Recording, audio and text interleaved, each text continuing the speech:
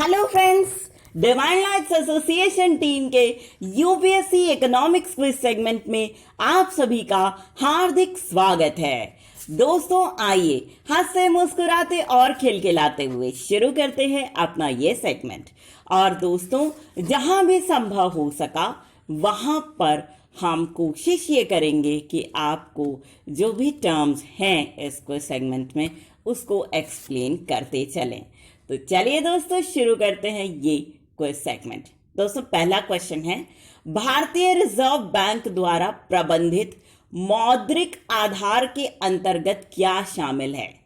तो पहली चीज है, रिजर्व बैंक ऑफ इंडिया के पास संचित भारतीय सरकार द्वारा जमा की गई राशि, और दूसरा लोगों के पास संचित नोट और सिक्के। ठीक, तो बेसिकली जो मौद्रिक आधार होता है वो क्या होता है? जो सरकार के पास जमा राशि होती है ये होती है, मतलब जो किसी ने भी इकट्ठा की हुई है राशि, बचत राशि, उसको हम कहते हैं मौद्रिक आधार। जैसे हो सकता है कि आपने मतलब आप मान लीजिए 20,000 रुपये कमाते हैं, ठीक है, तो 20,000 रुपये में से आपने 15,000 रुपये बचा लिए, ठीक है, 5,000 में अपना खर्चा वगैरह देखा, सब कुछ किया, 15,000 रुपये बचा लिए। तो 15,000 रुपये जो हैं आपके पास वो क्या हो गए? मौद्रिक आधार। फिर 15 से बढ़ करके हो सकता है 30 हो जाए, 30 से बढ़ करके 45 हो जाए, 45 से बढ़ करके हो सकता है कि 55 हो। तो ये क्या है? ये जो बढ़ रहा है आपके पास जमा की गई राशि बढ़ रही है, सिक्के नोट कुछ भी हो सकते हैं, वो क्या होते हैं? मौद्रिक आधार। चाहे वो रिजर्व बैंक ऑफ इंडिया के पास रखे हुए हों, ठीक है, जो भारत सरकार ने दी हुई है उनको राशि वो हो, चाहे वो आपके पास जमा किए हुए नोट और सिक्के हैं, चाहे वो सरकार के पास जमा की हुई सेविंग्स हों, वो सारे क्या कहलाते हैं? मौद्रिक आधार कहलाते हैं। ठीक है, चलिए नेक्स्ट क्वेश्चन। मौद्रिक आधार को अन्य किस नाम से जाना जाता है? आंसर, उच्च शक्तिशाली मुद्रा, यानी कि हाई पावर्ड मनी।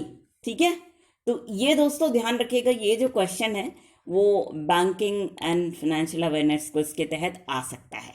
ठीक है, जो बैंक और इंश्योरेंस के एग्जाम्स आप लोग लिखते हैं उसमें आप इस क्वेश्चन का ध्यान जरूर रख लीजिएगा। ठीक है, चलिए नेक्स्ट क्वेश्चन पे चलते हैं। राजस्व व्यय का हिस्सा है? आंसर, पहला वेतन, दूसरा रक्षा व्यय, और तीसरा प्रमुख सब्सिडी। देखिए दोस्तों, अब राजस्व व्यय ध्यान दीजिएगा। राजस्व व्यय पहले ये समझिए कि होता क्या है।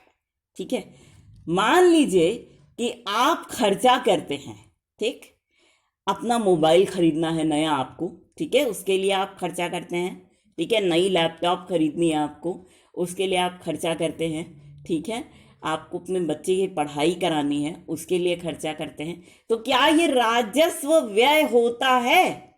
नहीं।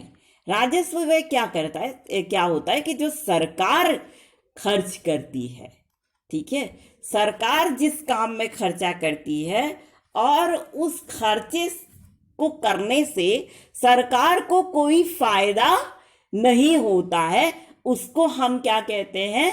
राजस्व व्यय। किसी संपत्ति का निर्माण जिस खर्चे से नहीं होता उसको हम कहते हैं राजस्व व्यय। देखिए, मान लीजिए कि सरकार ने कुछ चावल पे सब्सिडी दी, ठीक है, चावल मिलता है मान लो 28 रुपए किलो, ठीक है, सरकार ने कुछ रुपयों की सब्सिडी दी जिसके कारण चावल आपको मिला 9 रुपए किलो। ठीक है, अब 9 रुपए किलो चावल मिला, सरकार ने आपको कुछ रुपयों की सब्सिडी दी, और जितने रुपयों की सब्सिडी दी आपको सरकार ने, उससे सरकार को क्या फायदा हुआ?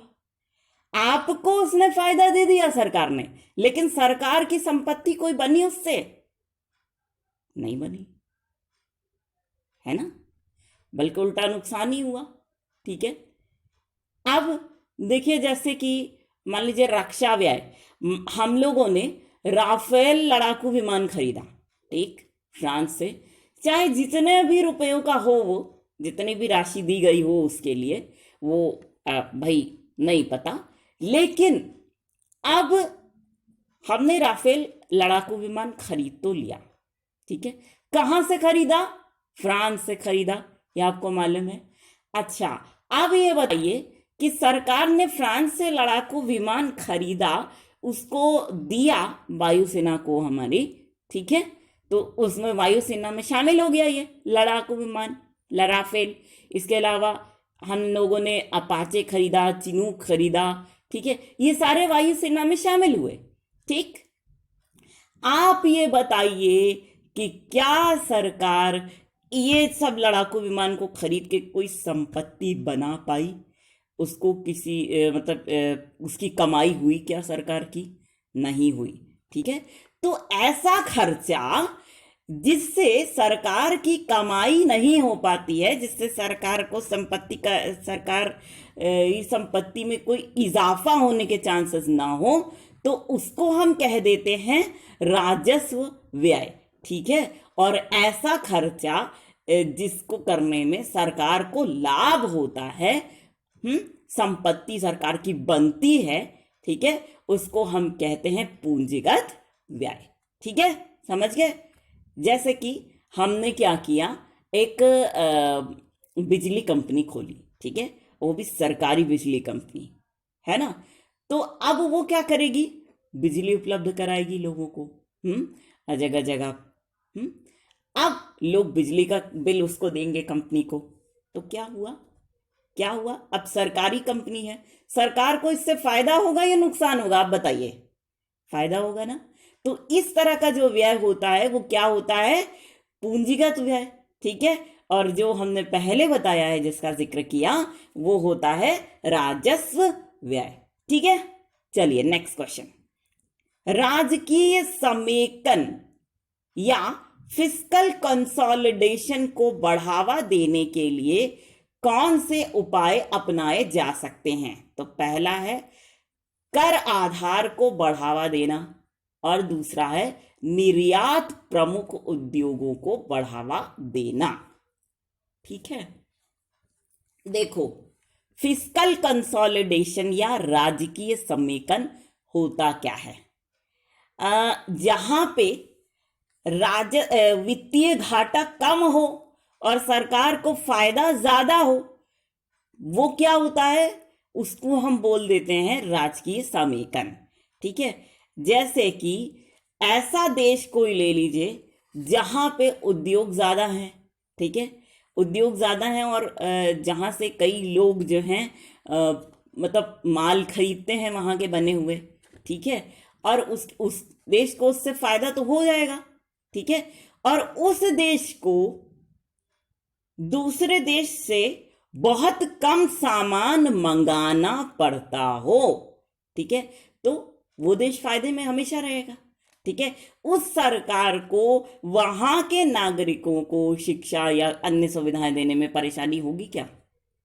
जब इतना प्रोडक्शन हो रहा है, सब कुछ हो रहा है, निर्यात प्रमुख उद्योग लगे हुए हैं, देश के जो लोग हैं उनको अपने ही देश में काफ़ी सामान मिल जा रहा है, दूसरे देश से खरीदने की ज़रूरत नहीं है, तो क्या है, वो देश अमीर हुआ कि नहीं हुआ, ठीक है। इस तरह से हम क्या कर सकते हैं, राजकीय समेकन या फिस्कल कंसोलिडेशन को बढ़ावा दे सकते हैं, जो कि वाकई बहुत ज़रूरी है, ठीक है। और पहला, कर आधार को बढ़ावा देना, यानी कि आप देखो, हम देश से सुविधाएं लेते हैं, है ना।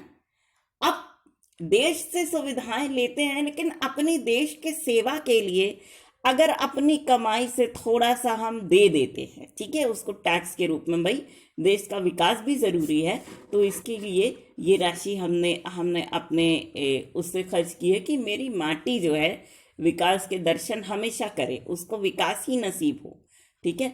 तो इस तरह की सोच जिस देश की भी रहेगी, वहाँ का राजकीय समेकन या फिर फिस्कल कंसोलिडेशन बहुत अच्छा होगा, और वहाँ की तरक्की प्रोग्रेस मतलब बहुत ज़्यादा हो सकती है।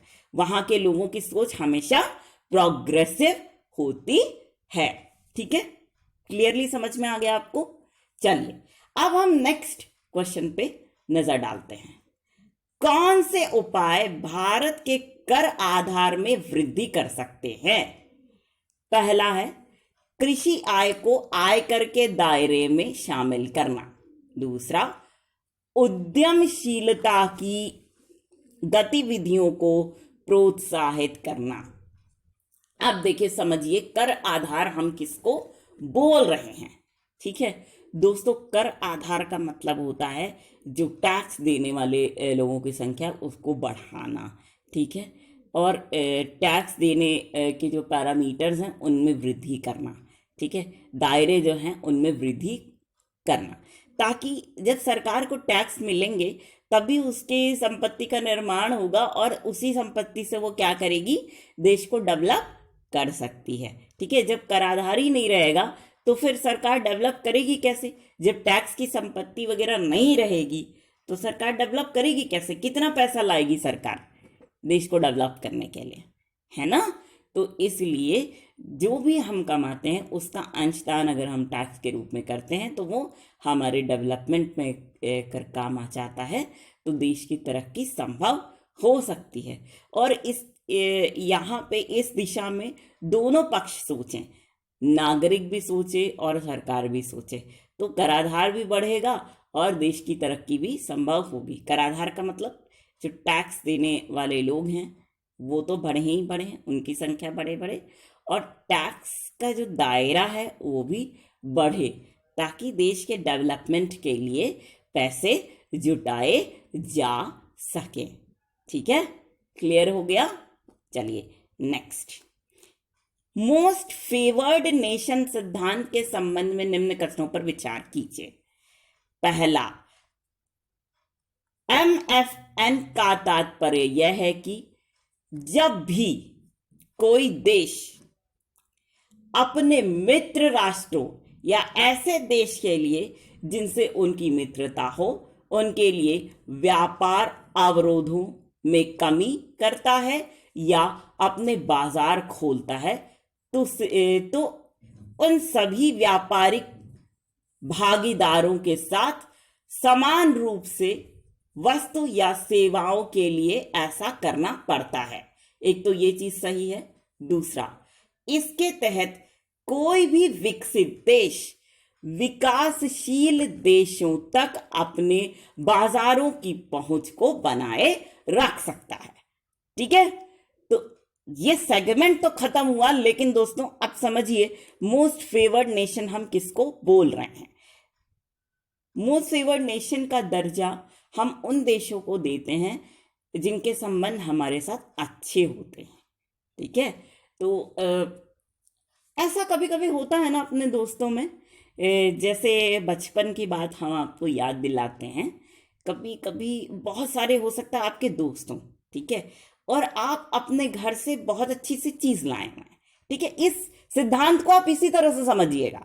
आप अपने घर से बहुत अच्छी सी चीज लाए, कोई आपको लगता है कि इसको हमें अपने दोस्तों में बांटना चाहिए।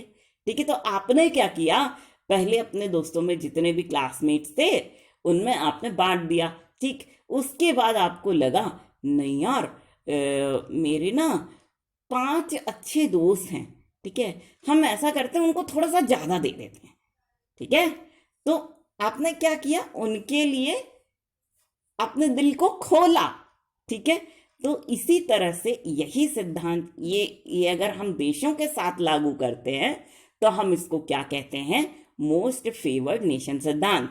ठीक है, और अगर कोई विकसित देश होगा वो विकासशील देशों तक इसके जरिए, इस सिद्धांत के जरिए अपने बाजारों की पहुंच को बढ़ा सकता है। ठीक है, क्लियर, समझ गए इसको? चलिए, तो दोस्तों इस पॉइंट के साथ हमारा ये सेगमेंट यहीं पर होता है समाप्त। लेकिन फ्रेंड्स, हम आपसे एक रिक्वेस्ट जरूर करेंगे, वो ये कि आप सभी लोग इस सेगमेंट को दिल खोल करके एंजॉय कीजिए और साथ ही इसे उन लोगों तक जरूर से जरूर पहुंचाने की पूरी कोशिश कीजिएगा, my most dearest of the dearest friends, जो लोग इंटरनेट फैसिलिटी का लाभ नहीं उठा पा रहे हैं, है ना। तो इसी छोटे से रिक्वेस्ट के साथ हम आप सभी के ढेर सारे प्यार, जुनून, जज्बात और कड़ी मेहनत के साथ साथ आप सभी की उस कोशिश को भी दिल से सलाम करना चाहेंगे, जिसकी बदौलत ना सिर्फ आप सभी नई नई ऊंचाइयों को छू रहे हैं, बल्कि साथ ही आप सभी हर क्षेत्र में अपनी योग्यता का परचम लहरा पाने में भी बाली भांति सक्षम है। तो दोस्तों, इसी बात के साथ और इसी गर्व की भावना को अपने मन में संजोए हुए एक बार फिर पूरी डिवाइन लाइट्स एसोसिएशन टीम की ओर से हम आप सभी को कहना चाहेंगे दिल से प्यार भरा नमस्कार।